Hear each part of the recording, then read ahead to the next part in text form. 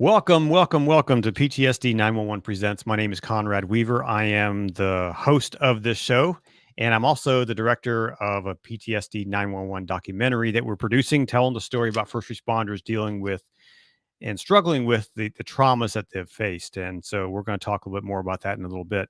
But I want to first give a full disclosure that I am not a first responder, but I support first responders, and I love telling stories that matter, and that's why I decided to jump into this story of first responders dealing with the traumas that they face. And we're working on a film, and as a part of working on this film, I decided to start this podcast series and bring on special guests. And I'm going to introduce my special guest in just a little bit.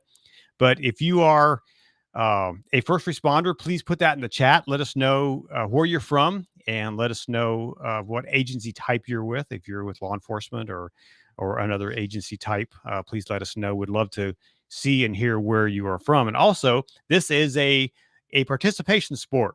So later in the show, we'll open up for questions. So please put your questions in the comments, and if you have a question for our guest, please put that in the comments. And later in the show, we'll address those questions as we go along. But I want to ask you to do a couple things. One, I want to ask you to just to subscribe to the YouTube channel, and if you are on a social media, please subscribe to our social pages. It is all at PTSD 911 movie. You can find all of our on our social sites on Instagram and Twitter and Facebook and all those great things, where we give regular updates on what we're doing with not only the show but also for the movie project. And then share it with your tribe, and that would be great to do. One thing we want to do with this show and with this documentary is our goal is three things. One, we want to raise awareness. We want to raise awareness to what's going on with our first responders and the things that they're facing. The second thing we want to do is help to break the stigma of asking for help. We know that that's a problem in many first responder communities, that it's not okay to raise your hand and say, hey, I need some help. And we want to help break that stigma down so that we make it more normalized to say, hey, you know what, I can ask for help and not get ridiculed for it and not get put aside because of asking for help. The third thing we want to do with this film project is to inspire change in agencies to do better for the first responders that they face, with the things that they face. And I think part of that inspiration and those changes is helping the general population, the general public, really take on this case of we need better resources for our first responders. And sometimes that requires change in the way cities handle finances and all that. And so we want to help look into that. But one thing that we're doing this week, and if you have seen some of my emails come through this week, we are in the process of raising funds for an officer that is involved with our film. And she has had some challenges. She's had some medical issues. She's been out on medical leave for actually quite a while and has gotten behind on some of those things. And so this week we're raising funds for her, and our goal is to raise $5,000. We already, as of about 4 o'clock tonight, we have $1,790. That's only in the first 30 hours that we have launched this thing. So over 1,700, almost $1,800 that we've raised are out of 5,000.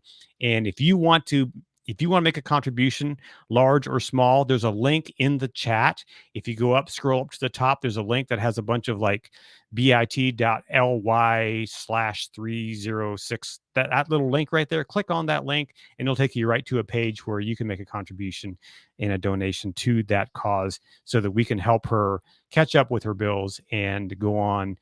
She actually has surgery in a couple of weeks, and that's adding more stress to her life. But great story. Real quick before I bring on my guest, this week I also learned that she has been living without heat. So her HVAC went out a couple of months ago, and she has been living in the cold without heat. And this week I reached out to a local HVAC company here in Maryland, and I sent one email to a CEO, and he said yes. He said, yes, we will do everything we can. We will give her a brand new HVAC system for her house. They came to the house the other day. They looked at the system, and they're now making plans to install a brand new HVAC system in her house at absolutely no charge. And that is phenomenal. That is being generous. And we are so excited that she will be living now with better conditions in her house and for her pets that she has. And we'll be able to, I'll be documenting that, of course, because I'm a documentary filmmaker. So why not? Right. So I'll be filming that, and we'll bring you that footage as soon as it's available. So that is amazing. So I want to give a shout out to Holtzapfel Heating and Air Conditioning here locally in Maryland. They are amazing. And so thank you for their contribution to this. Tonight, we have an amazing show lined up for us. But first, I want to say this: suicide in first responder community is a huge problem. And we're going to talk about that. The latest data from the Firefighter Behavior Health Alliance that reports on suicides for firefighters and EMS.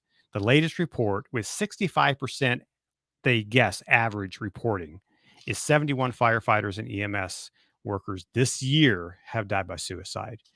And that it's a huge number. And with law enforcement, it's even worse. 133, according to Blue Help, according to Karen Solomon from Blue Help, 133 law enforcement officers have lost their lives this year to suicide. And the numbers for line of duty deaths is exponentially higher. And we're going to talk about that in just a little bit with our guest. But tonight, we have the privilege of having Lieutenant Colonel Dave Grossman on the show.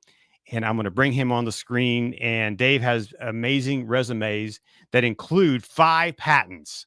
Man, 5 patents. That's crazy. He has published 4 novels, 2 children's books, 6 nonfiction books, and including his perennial bestseller On Killing, which with over 500,000 copies sold. And he's written a New York Times bestselling book with co-authored with Glenn Beck. He is a U.S. Army Ranger, paratrooper, and a former West Point psychology professor. He has a black belt in, I hope I'm saying this right, Hojutsu, the martial art of the firearm, and has been inducted into the U.S. Martial Arts Hall of Fame. His research was cited by presidents. He's testified before Congress. And numerous state legislatures. He has served as expert witness and consultant in federal courts, and the list goes on and on and on. Lieutenant Colonel Dave Grossman, welcome to PTSD 911 Presents. Thank you, Conrad. And right up front, I want to say thank you for all you're doing for our first responder community. Your objectives you outlined out there are just so important. And I think I'll have some stuff to help with that. But I wanted to tell you, we didn't discuss this before. It just occurred to me. For my Sheepdog Kids book has really been a lot of fun. And anybody that donates $50 towards that fundraiser that you're doing, I will contribute one of our Sheepdog Kids books for them. And this has got the original Sheepdog essay in the back. It really rocks people. And anybody that donates $100, I will give them a signed copy of On Combat, my book, Marine Corps Commandant's Required Reading. Last I heard, issued in the DEA Academy. If you're going to go in harm's way, this is the book. Just what you're doing for our first responders, what you're doing for that first responder, her power, her heat is out. She's living in the cold. You got that fixed. You're raising money for her medical expenses. Conrad, you're awesome. Well, thank you. On behalf of this whole first responder community, we love you and we thank you for being there for them. And my little contribution, $50 towards the fund, will get you a free copy of the Sheepdog Kids book. $100 will get you a free copy of On Combat. You ought to get something. That's amazing. Thank you so much. I really appreciate that generosity. So you guys heard it. So go ahead and click on that link up there in the chat and go make some contributions and get a copy of Dave's books. So Dave, tell me what's going on with first responders these days. All right. Well, the first thing that I want people to understand is just how horrendously bad the situation has become. Now, I retired from the Army 24 years ago. I've been on the road over 200 days a year with the exception of the pandemic, every year. I believe I'm the only law enforcement trainer to ever be post-certified in all 50 states. And there's something terribly important. Now, my first book, you kindly mentioned, Conrad, is On Killing. It's 500,000 copies sold worldwide, translated to 7 languages, so on and so forth. But we talk about the dynamics of murder, and medical technology is holding down the murder rate. So over any period of time, the number of dead people, the number of murdered cops, the number of murdered citizens underrepresents the situation. Boom, we get it. Hmm. You know, if I told you, wow, look, you're making $15 an hour. Your grandpa only made 25 cents an hour. Look how good you have it. Well, the lie is obvious, right? It's called inflation. Hmm. But we compare the murder rate with the 1990s and 1960s, and that's a lie. And we've got good data. UMass Harvard study came out in the early 2000s. Between the 1960s and the 1990s, medical technology cut the murder rate to a third or a quarter would otherwise be. So to take the murders in the 90s compared to the 60s, you got to multiply the ones in the 90s by a factor of 3 or 4. And the leaps and bounds of life-saving technology since then are astounding.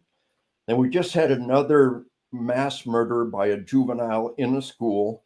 But the reports coming out of the school is the teachers were slapping on tourniquets. And the body count could have easily been double what it is without tourniquets. Now, a decade ago, nobody carried tourniquets. Tourniquets alone have probably cut the murder rate in half in just the last decade. So the number of murdered people underrepresents the situation. It's like every economist on the planet talking about minimum wage and never mentioning inflation. Boom. So the situation is much, much worse than it looks. Now, with that said, in 2020, we had a 30% annual increase in homicides. The highest we have ever seen was 12% one year in the 1960s. 30% is that's astounding. But that's 3 times worse than the worst we've ever seen. Right? Wrong. Because to compare between now and the 60s, you have to multiply by a factor of 6 or 10. 2020 increase in homicides was at least 20 times worse than anything we've ever seen. And 2021 is even worse. 2021 is just compound interest stacked on top of 2020. 2021 is the all-time record number of cops murdered in the line of duty. And we've got a whole month left to go. So it's really no wonder so many of our first responders are impacted by that. Absolutely. And understand, they have better body armor. They have better tactics. They have better medical technology. So year by year, the number of dead cops underrepresents the problem. It should be going down because of medical technology. But instead, we've got an all-time record number of murdered dead cops. Things are bad. The wheels are coming off the bus. Our civilization's coming unglued. I talk about it in my books, Assassination Generation, another book I outline in detail. I personally handed a copy to Vice President Pence. I invited the White House to present this to him. And I told him about the murder rate being held down by medical technology. I told him, just like we have inflation-adjusted dollars, we need medically adjusted murders. And when we do that, it will absolutely transform how we see the world. Now, Pence asked a very intelligent question, but gracious, impressive guy in person. He said, what about the aggravated assault rate? I told him, well, the problem is it's too easy to fudge that data. Where do we draw that magic line between ag assault and simple assault? Every cop will tell you, we'll make ag assault say whatever you want it to say, but dead is dead. Murder is pretty sound data as long as we allow for medical technology. Now, the reason why it's gotten so bad for so awful long, it's in my books. We don't need to get into it tonight. The sick stuff we're feeding our kids, and then the defund the police movement. This idea that the problem is the cops. If we got rid of the cops, it would all be better. So here is, God bless her, the Black female liberal mayor of Oakland, California, saying the problem is defund the police. She said, we need more police. She said, this is a false narrative. It is hurting us. It is killing us. It is doing us harm. But when the Black female police chief of Seattle quit, now this lady has worked her way up through the ranks. She's earned her rank. She's respected. She's bulletproof. You can't accuse her of racism. You can't accuse her of sexism. She quit and said, quote, you're setting me up for failure. I can't do the job like this. I'm out of here. So I can't even imagine. Quit. You know, I'm not a first responder, but I have a lot of friends who are. I can't even imagine the additional stress that puts on someone that's in that position, knowing that there is this population out there who hates them, knowing that there's this antagonistic, society who doesn't want them around. And yet they have to go out and do their job with professionalism and with courtesy and with kindness and with dignity. And here's the key. Now, here's the icing on the cake. Interpersonal human aggression is the most toxic, corrosive thing anybody will ever see. Now, we're going to talk about PTSD. The DSM tells us whenever the cause of your trauma is human in nature, the degree of trauma is usually between a tornado hitting a city and killing 10 people or a mass murder killing 10 people. It's all the difference in the world. Somebody breaks in your house and beats your family, or a tornado hits a house and puts your family in the hospital. There's all the difference in the world. With fire, my fire guys are magnificent, but they go in and they fight fire. But interpersonal human aggression, another human being who's trying to steal your life away, is so much more toxic, so much more corrosive. We can't even begin to understand how traumatic it is to face what I call the universal human phobia, interpersonal human aggression. Another human being who has attacked you, is trying to harm you. We live in fear of that. It's the most corrosive thing that can happen in our lives, and cops face it every day. It is the psychologically sewer of society, and they have to deal with it every day. And God bless the EMS, God bless the fire guys that are there, but the cops have to go towards that aggression. The fire guys call them the blue canaries, right? You know, the canary in the mine shaft. When the canary dies, you get out of there, right? So they send the blue canary. Now, it's all in love and it's all in fun, but the truth is the cops are the ones that have to go face that. And retention is down, recruiting is down, and that leads us to the next major issue out there. It's huge for all of our first responders, all of our PTSD, which is this global epidemic of sleep deprivation and how it weaves in with all the other factors out there. Now, just do an online search for global epidemic of sleep deprivation, binge watching TV shows, addictive video games, the media, the internet never sleeps. We got to do social media all night long. It's designed to be addictive. We get endorphin pings every time somebody likes what we send. This whole dynamic of having incredibly desirable, toxic, addictive things to keep us going all night long. So the head of Netflix said that their number one competitor is not other online providers. The number one competitor is sleep. The corporate policy of Netflix is to steal your sleep. They don't care that you. That's crazy. They don't care that sleep deprivation is a key factor in heart disease, cardiovascular. Sleep deprivation is a critical factor in suicide. It's a critical factor in traffic deaths, the two major killers of our first responders.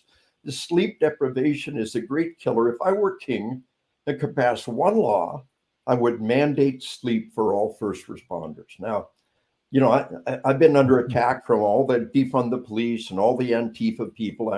I'm probably America's number one law enforcement trainer just by virtue of doing it so long and so much. And I said, look, there is a problem out there, and it should enrage us. Airline pilots are required by law to get enough sleep. Truck drivers required by law to get enough sleep, but cops aren't. That should enrage us. The person who decides whether or not to shoot your kid should be held to the same standard as a truck driver, an Amtrak engineer, or airline pilot. They don't want to hear it. They're not interested in fixing the problem. They want to burn it to the ground and start from the beginning with them on top. They're not trying to fix the problem. They truly aren't. So you've studied psychology. What does a lack of sleep do to the brain? Understand this now. The primary impact of sleep deprivation is impaired judgment. Yeah, you know, your psychomotor skills go down, but your judgment skills go down. You say things and do things. So after 18 hours without sleep, you have impaired judgment equal to 0.08 legally drunk. 24 hours without sleep, you have impaired judgment equal to 0.10 above legally drunk. 2 nights without sleep, and you are psychotic. Any graduate of Army Ranger School will talk about hallucinations on the 3rd day without sleep. And we are in a world where people go days without sleep. They're working double shifts. They're binge watching TV all night. They're online all night. They're playing video games all night. They go back to work as zombies. And I can tell you, on that third day of Ranger School with no sleep, we were seeing things and hearing things that were not there, hallucinations. So we're in the middle of this global epidemic of sleep deprivation. Now, it is a critical factor in our suicides. Some of the military research tells us a sleep-deprived soldier is up to 5 times more likely to take their life. Wow. One of the best meta-studies on suicide, this is studies of studies, says not only is sleep deprivation a major factor in suicide, it is the most remediable factor. It is something we could do something about right now. If somebody is suicidal, give them an Ambien, give them a safe, warm place to sleep, give them a good night's sleep and a hot meal before you do anything else. So sleep deprivation is a critical factor in a global epidemic of suicides. Every aspect of our society and every planet, every nation on the planet, and every age group has seen an increase in suicides. And I got a case study. I tell all my audiences, parenting 101 for the 21st century. When you send your kid to bed at night, take their cell phone away from them. No laptop in the room, no cell phone in the room. They have got to go to the room and sleep. Teen suicides have exploded. Teenagers, 10, 11, 12-year-old. Teenage suicide girls, suicides have tripled per capita in just the last decade. So a cop came up to me during the break in one of my presentations, and he said, I had a good girl. He said, she was an A student. She said, Dad, it's embarrassing. You don't have to take my cell phone every night. You can trust me. He said, so I trusted her. I let her keep her cell phone. He said, a little while later, she took her life. He said, my little girl took her life. And we never knew the hell she was living in until we looked at the text messages on her cell phone. Night after night of ceaseless, relentless, vicious bullying. And he can't just ignore that stuff. We're not wired that way. He said it was heartrending to see her up all night long, night after night, trying to defend herself, trying to for somebody to stand up for her. He said, I understood my little girl was bullied to death. What I didn't understand until now, she was sleep deprived, tormented, and bullied to death in front of my eyes, and I let it happen. He said, I can't ignore that text message in the middle of the night. How can we expect our kids to? So who's going to be your mommy? Who's going to make you turn that thing off? Who's going to make you get that sleep? I can't emphasize this enough. It is a major factor in a global increase in traffic deaths. Decade after decade, traffic deaths came down. Airbags, seatbelts, medical technology. Now, for the last decade, everywhere, traffic deaths are back up.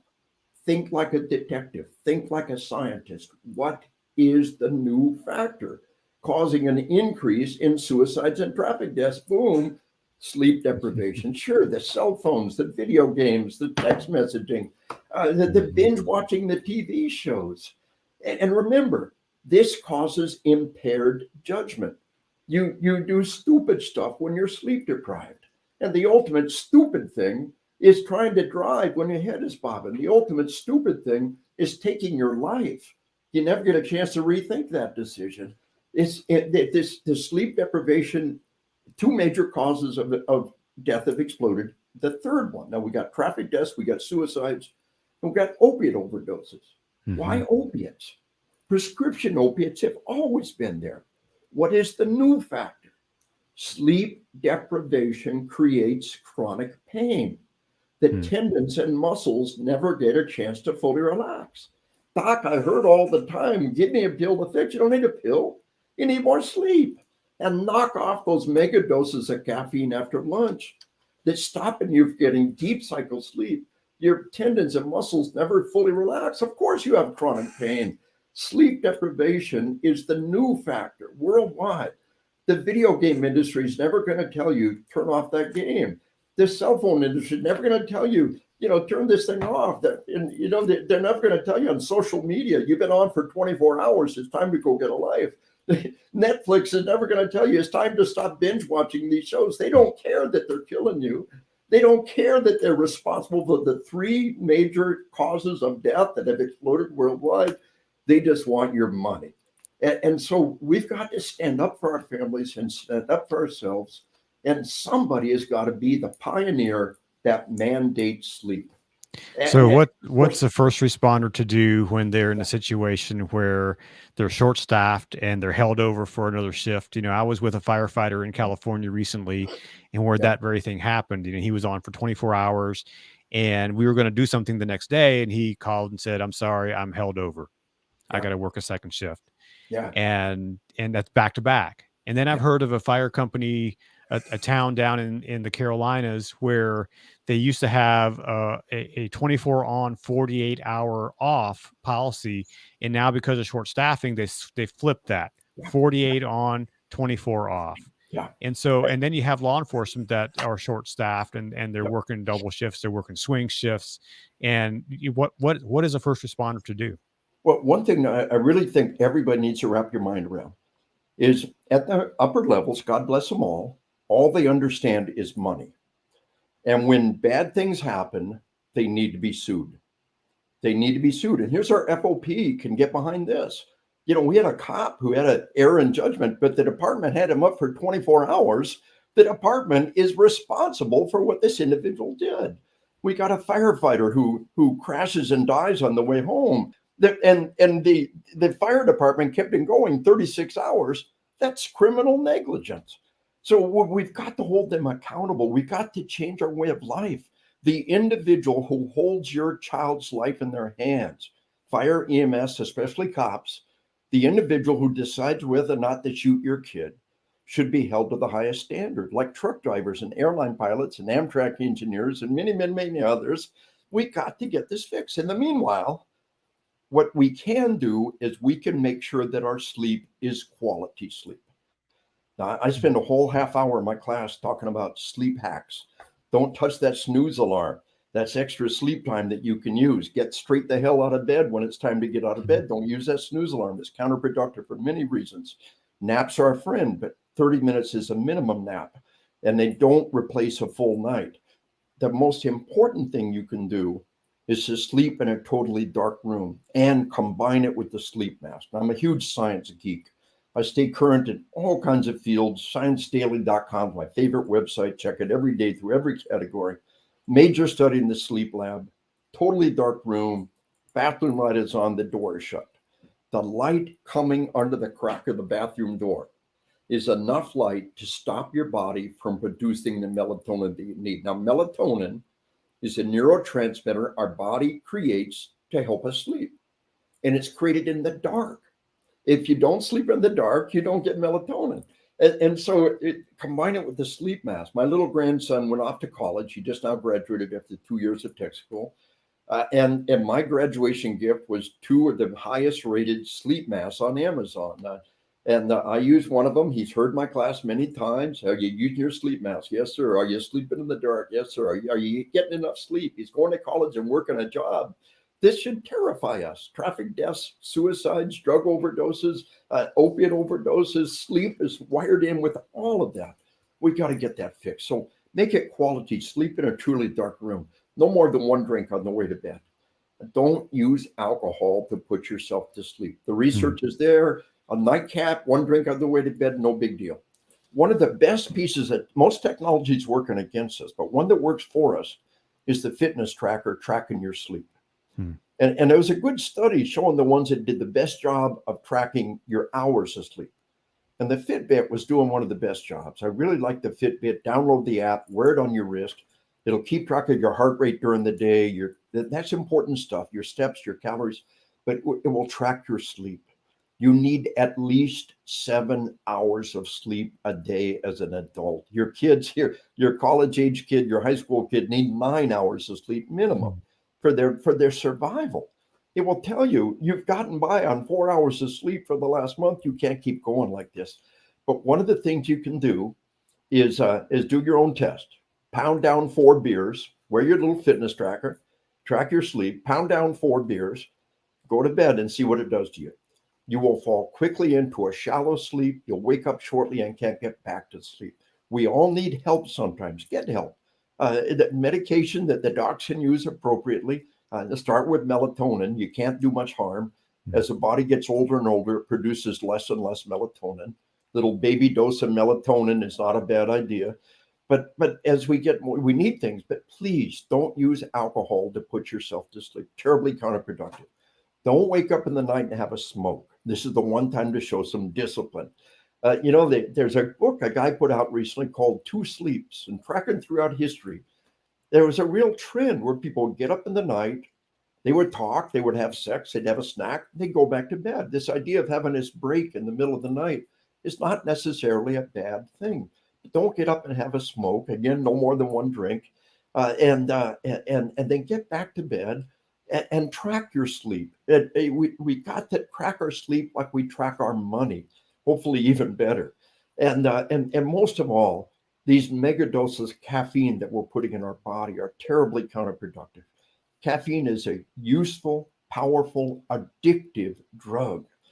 And if you start cutting off caffeine and start having withdrawal symptoms, I mean, we're talking about a firefighter told me that EMS, he said, I went cold turkey on caffeine. I cut off all those energy drinks and I went into seizures.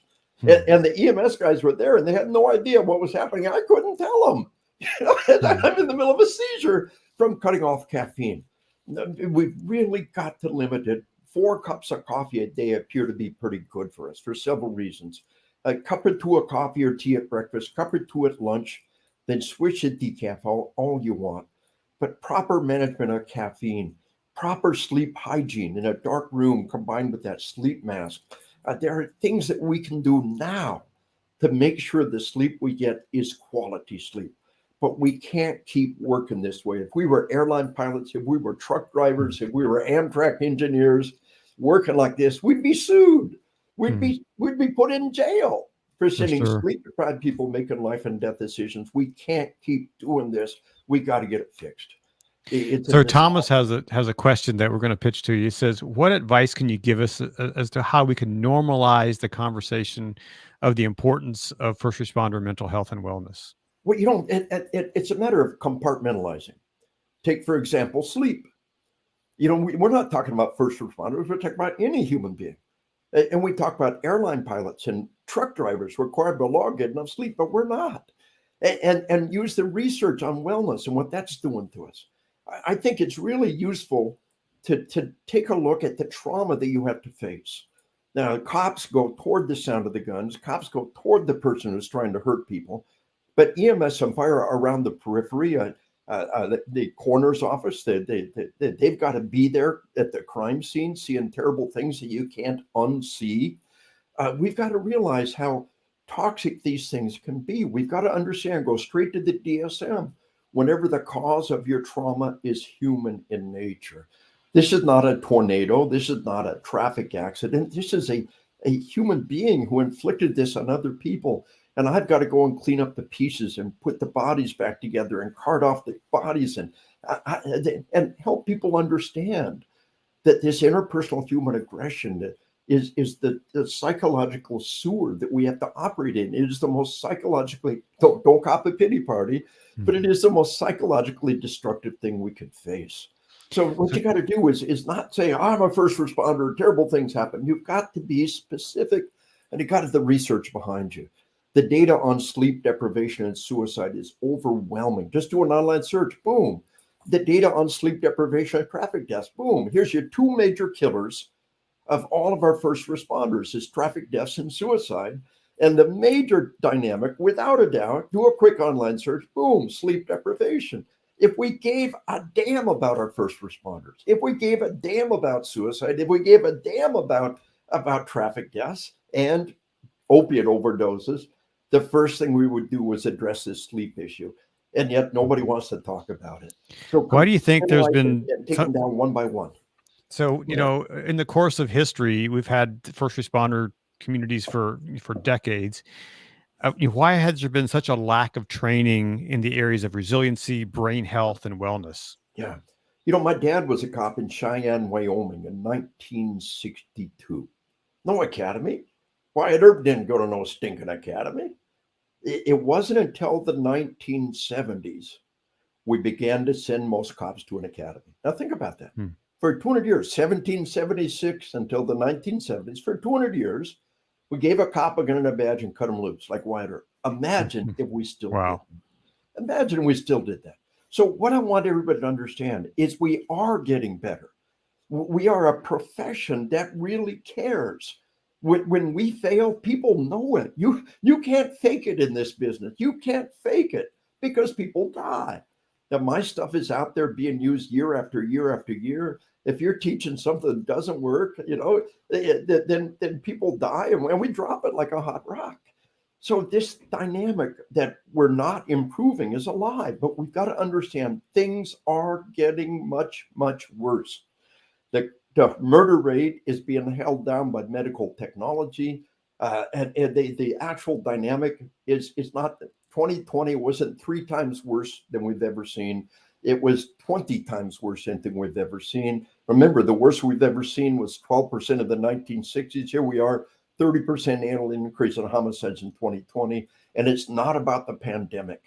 It's about the defund the police, the George Floyd riots, this sick narrative. It's not happening in other nations, not like this. And then 2021 is even worse. And so we're trying to rise to the challenge in the middle of a horrendous explosion of violence like nothing we have ever seen before. And the people responsible for giving us the news, the media, are invested in underrepresenting the situation. Newt Gingrich was on Fox recently saying the media will never tell you how bad crime really is. They're invested in hiding it. And even he didn't know medical technology holding down the murder rate. It's actually much worse than it looks. The entire academic field of criminal justice, criminal science, lying to us, and we can show it in one sentence. So here we are, fighting for the survival of our civilization and the lives of our citizens at a time when we're being attacked internally, and the information of how bad it is not getting out. So people like you, Conrad, you are one of the mechanisms that were put in place for just such a time as this to help us get the information out, help us understand what people need, and to tie those pieces together. So, in the remaining time, we talked about sleep. We talked about the crime rates. What I'd like to do is I'd like to talk about what post-traumatic stress is. So before you dive into that, I have a quick question from Danielle. And I think this is going to be an answer that you can, something you can answer. It says, what is your response to someone who can't sleep because of PTSD? Yeah. One of the things we need to realize is that there are pathologies that are interwoven. Don't say you can't sleep because of PTSD. Compartmentalize it. Address the sleep part of it by itself, because these are comorbidities. These are parallel pathologies that interweave with each other. You dissect one piece of it. Don't say PTSD means I can't sleep. That's not valid. And we want to talk about how we can treat PTSD, how we can work with PTSD. But getting a good night's sleep, there's so many things you can do. Like I said, start with a little melatonin, a little baby dose. Get some help from the doc. Ambien is my little white time capsule when I go overseas. I slip my little seat, I take my Ambien, wake up 8 hours later, little time capsule. The military guys, my son has got 9 combat tours on Spec Ops. They give them 3 Ambiens on the way to the combat zone, 3 Ambiens on the way back, 1 Ambien for the trip, 2 to get on cycle. Boom, we're back where we need to be. There are other things beside Ambien that can ease you into it. My doc has really been useful with some muscle relaxers that actually are good at putting you into sleep and not being groggy afterwards. So there are some tools that we can use. Talk to your doc. We all need a little help sometimes. The pandemic's been hard for me. I was going 100 miles an hour, staggering into my hotel room, collapsing, exhaustion and sleep, and roll back out of bed. Suddenly I'm not working and getting sleep and getting on sleep hygiene. I need a little help here and there. So there's things that we can do, and talk to your doc about that.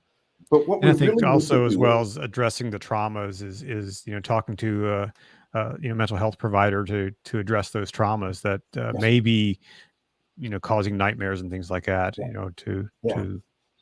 let's talk about that. So let's lay the foundation now for post-traumatic stress disorder. Sure. DSM, and it doesn't matter, they're all basically saying, is it the 4, is it 5, is it the 3R?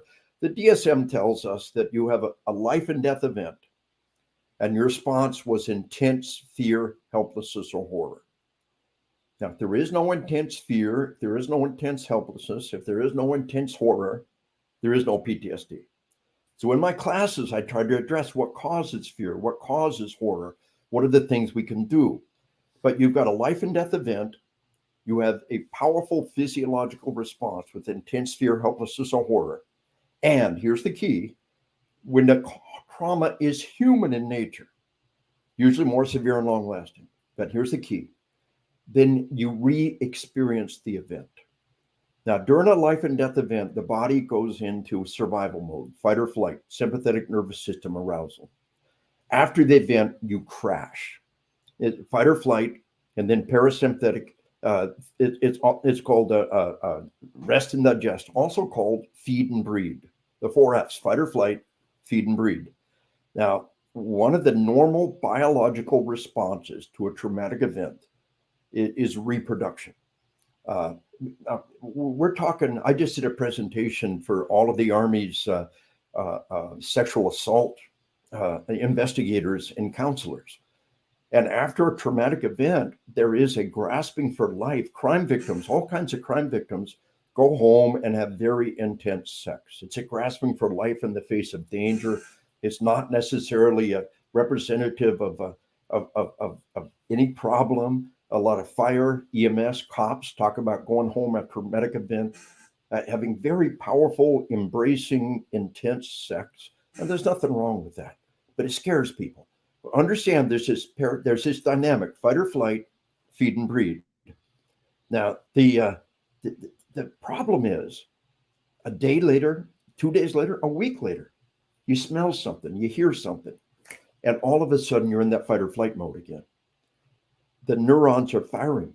The little puppy brain, the survival brain inside says, danger, danger, danger, it's happening again, it's happening again. This is not PTSD. It's normal. The DSM, the Bible of Psychiatry and Psychology, says it's got to last at least a month before we call it PTSD. You can hit every one of the buttons. You can hit every one of the symptoms, and it's normal. It's only when it lasts at least a month we say, okay, it's now become pathological. What we've got to do is separate the memory from the emotions.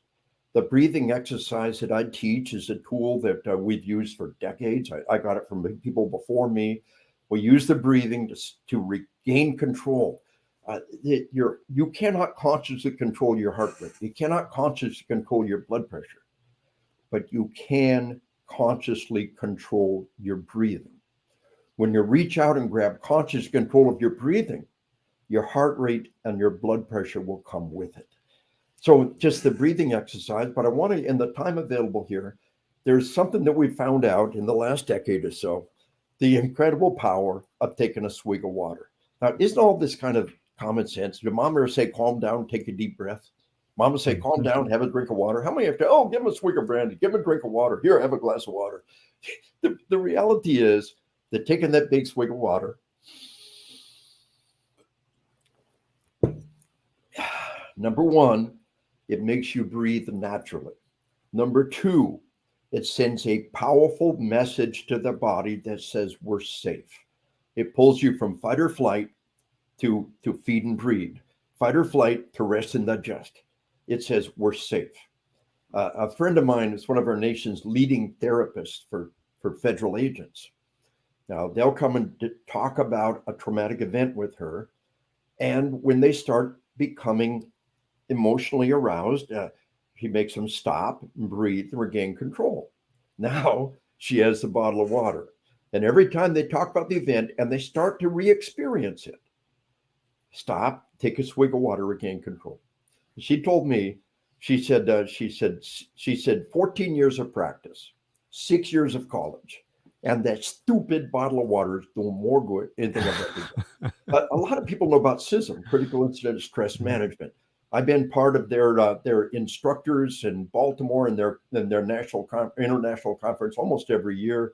we sit around, we talk about what happened, we do a debriefing, a hot wash, after action review, whatever you want to call it.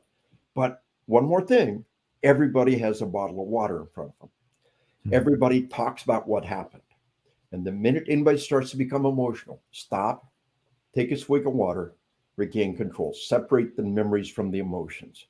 Now, there's another tool being used out there. It's kind of wild, and I want to tell you guys this. You'll get a kick on it. Now, the water. I did a podcast with an Australian EMS guy. What a great guy! Got a podcast in Australia, and he said, "I heard about that. I heard you talk about that." And he said, "I had a guy who was all worked up," and I said, "Here, drink this bottle of water. Drink it all." He drank the bottle of water. He said, "He was fine." It worked. So. These are things that are catching on. So I trained a spec ops unit, and the master sergeant that was my host, his wife is an emergency room psychiatrist. And she told him about something sweeping through the ER around the world. You have a crackhead or a meth head tearing up your emergency room. You know what they do? They grab a bag of M&Ms. They rip it open. They shove it in his face. Would you like some M&Ms? And a large portion of the time, completely diffuse the situation. Now the spec ops guy said, "Yeah, I'm your typical cynical guy. I blew it off. Yeah, sure. Touchy-feely stuff. Sure. That bag of M&Ms, right?" This kind of guy carries a gun off duty, kind of guy you want to. He said 2 different times, I'm with my wife, off duty. I think I've got to draw my gun and fight for our lives. He said both times, my wife reaches in her purse, grabs a bag of M&Ms, rips it over, shoves the guy's face, would you like some M&Ms, and completely diffuse the situation. He said, "It's one thing when a pretty girl does it. It's just, it's still good to have plan B back here. But just understand that food, that swig of water, pulls you from fight or flight to rest and digest. And re-experiencing the event is not PTSD. It's normal. What we've got to do is take those times when we experience the event and separate the memory from the emotions. Now, the docs get better and better. EMDR, eye movement desensitization reprogramming, it works. Now, what's happening is you're following a visual stimulus while you talk about what happened. The midbrain, the little puppy inside here, it can only do one thing at a time. It's a very simple mechanism. So while it's following that visual stimuli, you can talk about it, you can think about it without having all that emotional baggage come with it. So the doc's got a whole bag full of tools. And there's a couple of things I wanted to address about our veterans that puts things in perspective. There's a lot of myths about our veterans. Number one, a lot of us have heard 22 veterans a day take their life. The best we can tell that's accurate, but they want you to think it's all veterans of this war. The word veteran means anybody who served in the armed forces. In the 40s and the 50s and the 60s, right on into the early 70s, they drafted everybody. Elvis Presley was drafted. Elvis served 2 years. Elvis was a veteran. If Elvis was still alive and he took his life, God forbid, Elvis would be one of those 22 veterans a day taking their life. Most of those 22 veterans a day are 80, 70, 60-year-old men. Now, every suicide's a tragedy. And suicide among the elderly is a totally different topic. But you see, this 22 veterans a day take their life, and they want you to think the war has destroyed everybody, and they're all taking their lives. And one suicide's one too many, but of those 22 veterans a day, only 1 or 2 are from the current war. So understand that. Now, I've got a great Gallup poll that I'd like to throw up there, and it's a few years old, but 24% of adult American males are veterans. When you get in those folks in their 90s and their 80s, their 70s, the vast majority of them were veterans. So, when you hear 10% of the prison population veterans, well, 24% of adult American males are veterans. And there are veterans who need our help in prison. There are veterans who are suicidal risks. But this idea that they're all suicidal and homicidal is a myth. But I keep running to veterans who think there's something wrong with them because there's nothing wrong with them. And veterans? What's the difference between a post-traumatic injury and post-traumatic disorder? Oh, let's save that for a minute. I'm headed towards that. Let's save that because that's important. And by the way, the phrase post-traumatic injury is really a good phrase. The state of California mandates it. You know, a broken clock is right twice a day. And California got that one right. Calling it an injury. You can recover from an injury. You'll be stronger from the injury. Hemingway said, life breaks everyone, and usually we're stronger in the broken spots. You know, so that dynamic. But what ratio of veterans contract PTSD? And I've got a good thing I'd like to show up there. We got the VA website, public health, PTSD in Iraq and Afghanistan. And just to cut to the chase, 16% of the veterans of Iraq and Afghanistan have PTSD. 11% of the ones who didn't deploy have PTSD. About 1 out of 10 of the adult population, you push the right button, you get a post-traumatic response. About 5% of our veterans contract PTSD. The British studied their troops in Afghanistan, 5%. The Dutch studied their troops in it. Even when we look at the ones who are in intense combat, it never gets over 8%. I do presentations at national, international psych conferences. That's always some Brit that said, well, our troops run at 5% PTSD. Why are the Americans so much higher? They're not. Now, the ones who are claiming PTSD with disability, a totally different topic. No time to get into that topic today. Just understand that when we go out there and diagnose post-traumatic stress disorder, we come up with about 5% of combat veterans, 1 out of 20. Now, we've had 3 million Americans in this war. 5% of 3 million people, a lot of people. But the idea they all have PTSD is a myth. And here's the key. We're darn good at treating PTSD. Another one that I like to throw up is a cover of Newsweek magazine, breaking through the radical therapy for treating the untreatable victims of PTSD. There is no such thing. And they went online and they stealth edited that out. But the cover of Newsweek, seen by millions of people, talk about the untreatable victims of PTSD. We're darn good at treating PTSD. We have hundreds of thousands of cases we treat every year, recover fully, and are stronger from the experience. And I've had the privilege of meeting some of those Yes. therapists and doctors who are Yes. treating PTSD. Yes, and it becomes post-traumatic growth. Yes. So I want to give you an example on this, though. A lot of us know the story of Marcus Luttrell, lone survivor, Navy SEAL. A Navy SEAL, Marcus Luttrell, his entire team is wiped out. He's captured. He's tortured. Very bad things happened to Marcus Luttrell while he was captured and tortured. Now, Marcus Luttrell has a podcast called Team Never Quit. A while back, I was on his podcast, and I got his permission to talk about him. Across all years, couldn't talk about it. Now I can.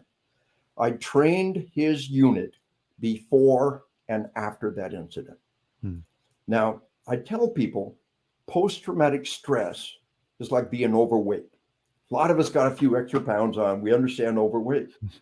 Post-traumatic stress disorder is obese, is debilitating. We all kind of intuitively know the difference between overweight and obese. It's debilitating. So Marcus Luttrell's doc told me he came back from that incident and he was 500 pounds PTSD, totally debilitated. His doc said, here we are a year later, he's 50 pounds PTSD and he wants to deploy again with his unit. And he did, and it was a good thing. I told Marcus at the time, I said, look how far you've come in just the last year. Your doc tells me you were 500 pounds PTSD. Now you're 50 pounds PTSD. Look how far you've come. Have confidence you can come farther. Today, Marcus Luttrell tells us he is 100% post-traumatic stress free and stronger for the experience. It took years, but if that man can come out the other end completely free of post-traumatic stress disorder, anyone can, and it becomes post-traumatic growth. And it takes a lot of work. It's not just something that you pop a pill and it's going to go away. It takes work. And from the people that I'm working with that are going through this right now, it's daily work. It's Yes. something that it's just like someone who's in recovery from addiction. They're in that recovery every day, and they have to work their program every day.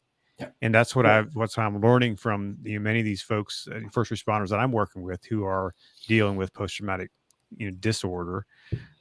It's something that they are working on every single day. Yep. And one of the things, I'm such a fan of therapy dogs. Hmm. And even if you can't get a therapy dog, you need to have a dog. Mhm. Now, the thing to understand about dogs are a pack animal. If you have one dog and you leave him at home, it's solitary confinement. It's the worst punishment you could inflict upon them. You got two dogs and leave them home, they're fine. They're pack animals, they got a pack. So we are pack animals.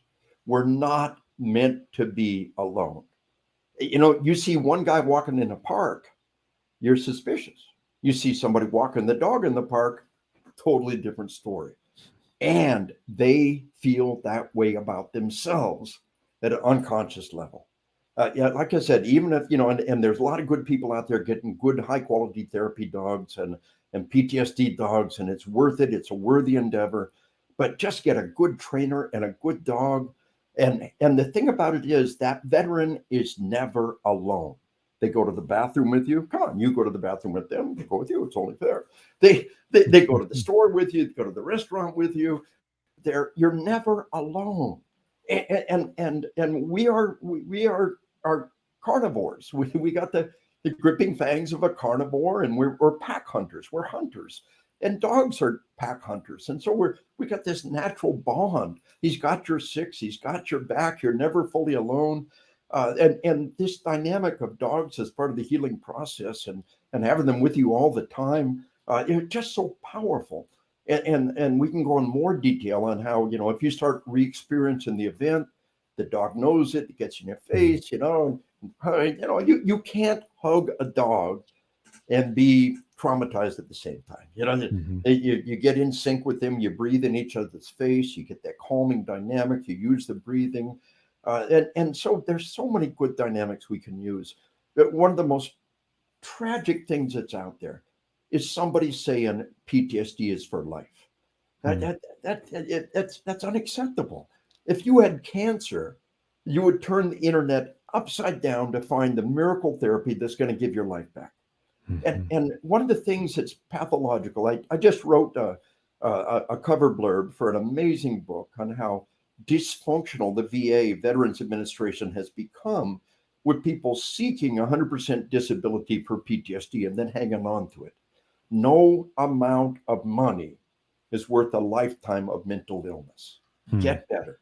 And if one medical provider isn't making you better, you find somebody who will. If somebody says, oh, you're going to have to live with it for life, you run from that person and find somebody who says, we can make you better. And you're right, it is a daily process. But I think a lot of alcoholics tell you that they always have the desire for a drink. It never goes away. I think when we recover from post traumatic stress disorder, we are fully recovered and stronger from the experience. So Mm. the idea of an addiction, it's useful in thinking that the work is like working with an addiction and getting past that addiction. But I think it's useful to understand that unlike an alcoholic who will spend the rest of his life having that craving for a drink, when you come out the other end of PTSD, not only are you done, you are stronger from the experience. Mm. You know, Nietzsche said, what doesn't kill us only makes us stronger. Nietzsche stole that from the Bible. Mm. Romans chapter 5, we glory in tribulation. You know, they're 2,000 years before Nietzsche, the Bible's saying the same thing. The idea of the bad things in life making you stronger is not a new idea. So Mhm. don't ever be content with thinking that your lifetime of disability, somehow you're getting a deal with that. Get better and don't be Mhm. satisfied until you're fully recovered. If you have loved ones who think they're trapped in a lifetime of PTSD, you tell them that get better, that they deserve to have that full, rich life, that they've earned to have that full, rich life, and to get rid of this psychological burden.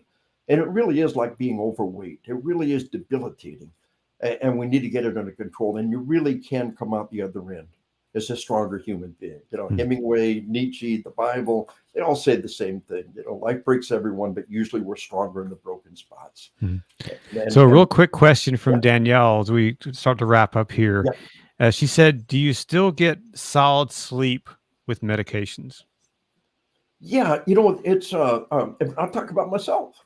You know, during the pandemic, uh, I there have been times when I took Ambien. Xanaflex is my doctor prescribes. It's a muscle relaxer, but it puts you in It really helps sleep without a lot of the, an Ambien is I love my Ambience. I'm in the fog for the next 12 hours. I mean, yeah, I'm just in the fog. It's a little pill that I husband them very carefully. Xanaflex, on the other hand, is tizanidine. It'll put you out for about 4 hours, and you wake up refreshed. So, there are different meds for different people. Work with it. We all need help. Then, like I said, nothing wrong with one drink on the way to bed. Anything more than that is counterproductive. Please don't use alcohol to put yourself to sleep. But yes, you can, and you want to strive for that. So many other things associated with sleep, and work with the sleep lab. One of the things that you should do is just go get wired up for the sleep lab. So many people have sleep apnea. I'm 65 years old. I'm doing good. My wife, bless her, my bride at 46 years, she has sleep apnea. And she sleeps with that CPAP every night. And it is one of the best things that ever happened to her. Instead of snoring at night, she gets just calm, peaceful, good sleep. Go to the sleep lab. Get wired up. Sleep is so critical to our well-being. It's just one of the legs of our table. You could be a PT animal and food Nazi diet man and double camelback hydration man, but sleep is the fourth leg of the table. And you're a three-legged table. If your sleep isn't up there and you get that pressure on that sleep, and boom, you collapse that three-legged table. So work on that. And it's worth working on. Go to the lab, find different techniques, try different meds. Yes, you still get a good solid night's sleep. And if you're having nightmares, then that means that when you get to sleep, your mind is processing the trauma, and now counseling and therapy is part of that process. And with that dog with you, sleep with that dog in bed with you, and that big old dog in bed, and having something warm and close beside you. You wake up in the night and the dog's there. It's a good thing. We have a big old chocolate lab who I've never seen a dog who the line between sleep and wake, we can hear her yelping in her sleep. We can see her running in her sleep. I've seen dogs do that, but not like this. She wakes up in the night with terrible air, and I get up and I calm her down, and she does the same for me. And life goes on. So work on it. Sleep is something worth working toward on a daily, nightly basis, trying to find a way to make it better. That right medication that makes it right for a little while. We want to get off the meds. Again, for me, Xanaflex has really been magic to help me through the pandemic and get me back on cycle, and to be able to let go of it and get good solid sleep. Melatonin can't do any harm. If you're taking it, it's a natural neurotransmitter, and the body makes less and less. We get older and older. If you take melatonin, you start having nightmares. That means you have unprocessed trauma. When you finally get to sleep, your body's starting to process that trauma, and that's where counseling can come in. The counseling can address the trauma at the same time that you get reduced nightmares. Nightmares, to a large degree, mean that there's unprocessed trauma in there, and that's where counseling comes in handy. Counseling, it can't do any harm. It can do good. Counseling isn't like medication. It's something that can't do any harm, but it could do an awful lot of good to make peace with that memory, to talk about it with another person in a safe environment, separate the memory from the emotions, and address those nightmares. What are you having nightmares about? What are they about? What does this say to you? What does this mean to you? What can we do to you? And some good quality psychologists. My degree is actually in counseling. I was a West Point psych professor. And some people can really help you work your way through those nightmares. Don't stop taking melatonin because you have nightmares. That means that you're finally getting good quality sleep, and you've got unprocessed trauma. And now we got to make peace with those memories. Got to process that trauma. Don't flee from sleep because sleep means nightmares. You deal with two dynamics by themselves. Deal with the sleep and deal with the nightmares, the unprocessed trauma. Separate the memory from the emotions when you're awake, and you'll be far better to separate the memory from the emotions when you're asleep.